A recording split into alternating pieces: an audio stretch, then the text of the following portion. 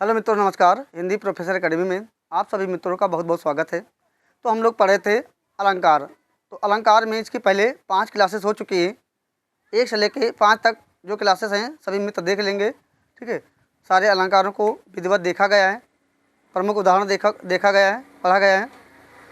तो हम लोग पढ़े थे मित्रों अर्थालंकार। ठीक है, तो इसके पहले हम लोगों ने कौन कौन सा अलंकार पढ़ लिए देखेंगे एक बार। तो जो हमारा अर्थालंकार है, ठीक है, उसके बहुत सारे भेद हैं। तो मित्रों यहाँ से केवल यही प्रश्न पूछा जा सकता है कि निम्नलिखित में से कौन सा अर्थालंकार का भेद नहीं है, ठीक है, या शब्दालंकार का नहीं है। ठीक है, तो ये सारे नाम याद होना चाहिए। उपमा अलंकार, उपमा के कई भेद हैं। ठीक है, रूपक अलंकार, रूपक के भी कई भेद हैं, वो सब डिटेल्स हम लोग पढ़े हैं। उत्प्रेक्षा अलंकार बहुत ही महत्वपूर्ण है। संदेह अलंकार है ना, फिर विरोधाभास अलंकार, जहाँ विरोध न होते हुए भी विरोध का आभास हो।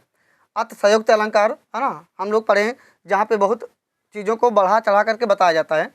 भ्रांतिमाल अलंकार, विभावना अलंकार है ना, बिना कारण के कार्य हो वहाँ पे विभावना अलंकार होता है ना। बिन पग चले चले है ना, बिन पग सुने यानी बिन पग चले सुने बिन काना, कर बिन कर्म करे विधि नाना, है ना। तो यहाँ पे बहुत ही महत्वपूर्ण उदाहरण है, कई बार परीक्षाओं में पूछा जा चुका है। उसके बाद में असंगत अलंकार हम लोग पढ़ चुके हैं, व्यतिरेक अलंकार पढ़ चुके हैं, वक्रोक्ति अलंकार पढ़ चुके हैं और प्रतीप अलंकार पढ़ चुके हैं। उसके बाद मित्रों 13 नंबर का जो है हमारा अलंकार है अन्वय अलंकार। अन्वय अलंकार, ठीक है, इसको पढ़ेंगे। तो मित्रों यहाँ से थोड़ा सा और देख लेते हैं, ग्रामर का एक प्रश्न यहाँ बन सकता है कि अन्वय में कौन सा संधि है। जो हमारा अन्वय शब्द है इसमें कौन सी संधि है। तो मित्रों यहाँ पे यड़ संधि होगी। ठीक है, कौन संधि होगी? यड़ संधि होगी। अनु प्लस आय, इसका जब हम तोड़ेंगे तो बनेगा मित्रों अनु धन आय। ठीक है, उ और आ मिलकर के क्या बन जाता है? वाह बन जाता है ना। और वाह के पहले आधा अच्छा लगा हुआ है।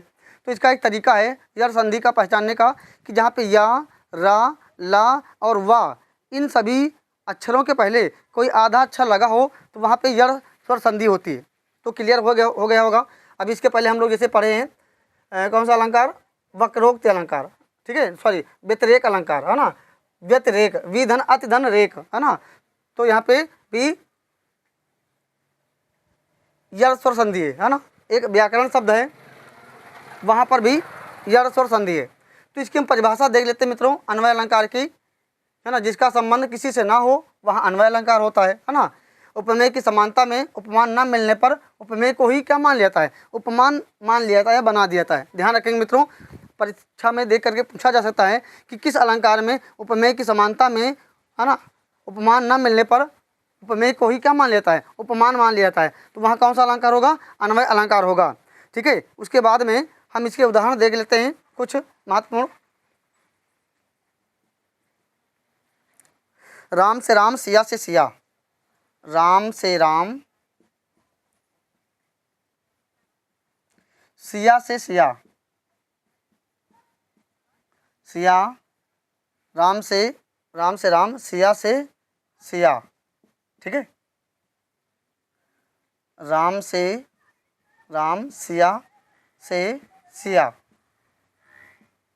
तो यहाँ देखो मित्रों कौन सा अलंकार है, एक लाइन देख के पूछा जा सकता है। तो यहाँ पे अन्वय अलंकार है। ठीक है, उपमेय की समानता में यहाँ उपमान जो है नहीं मिल रहा है तो उपमेय को ही क्या मान लिया जाता है? उपमान मान लिया जाता है। ठीक है, ये पहला उदाहरण है। 2-3 उदाहरण देख लेते हैं। एक दूसरा उदाहरण देख लेते हैं मित्रों। राम से राम, सिया से सिया है ना। विधि ने रुचि, एक अच्छा इसी में और देख लेते हैं। विधि ने रुचि के, विधि ने रुचि के निज हाथ संवारे। निज हाथ संवारे। ठीक है, तो ये हमारा पहला उदाहरण हो गया। दूसरा उदाहरण देख लेते मित्रों अन्वय अलंकार का। सुंदर नंद किशोर से, बहुत अच्छा उदाहरण है। सुंदर नंद किशोर से, सुंदर नंद किशोर से, सुंदर नंद किशोर, सुंदर नंद किशोर, है ना, बहुत अच्छा उदाहरण है।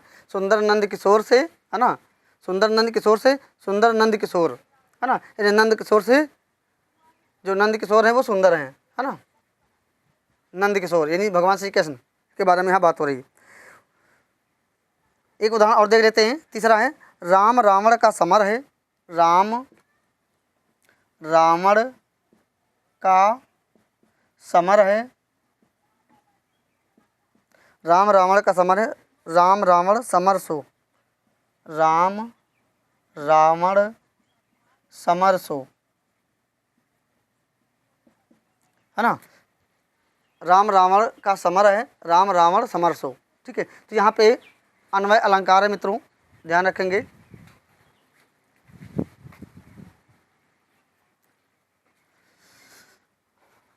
तो मित्रों ये हमारी आज इसकी अंतिम क्लास हुई है, ठीक है।